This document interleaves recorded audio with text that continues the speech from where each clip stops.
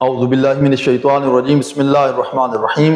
ایام فاطمیہ جا رہے ہیں اور عام طور پر لوگ یہ سوال کرتے ہیں کہ ایام فاطمیہ میں ہم شادی کر سکتے ہیں یا نہیں، یا کوئی اور خوشی کا کام ہے تو ایام فاطمیہ میں آیا کرنے کی اجازت ہے یا اجازت نہیں ہے۔ کیونکہ محرم کے ایام میں عام طور پر مومنین یہ خوشی کا کام نہیں کرتے، تو اسی حوالے سے یہ سوال ہوتا ہے۔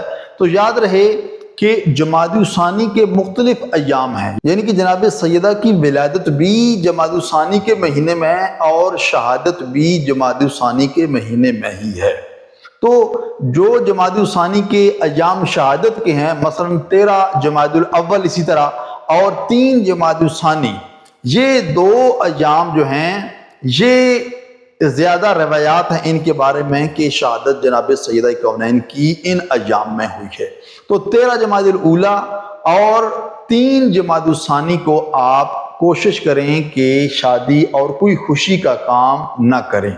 اس کے علاوہ آپ جب وہ جمادی الاولیٰ کے مہینے میں اور اسی طرح جمادی الثانی کے مہینے میں وہ ایام کے جو شہادت کے ایام نہیں ہے، یعنی 3 جمادی الثانی کے علاوہ آپ کر سکتے ہیں، بلکہ بہتر یہ ہے کہ 20 جمادی الثانی جو کہ جناب سیدہ کونین کی ولادت باسعادت کا دن ہے، اس دن آپ کوئی بھی خوشی کام ہے وہ کریں۔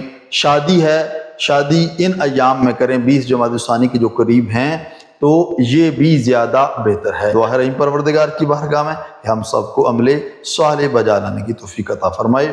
والسلام علیکم ورحمۃ اللہ وبرکاتہ۔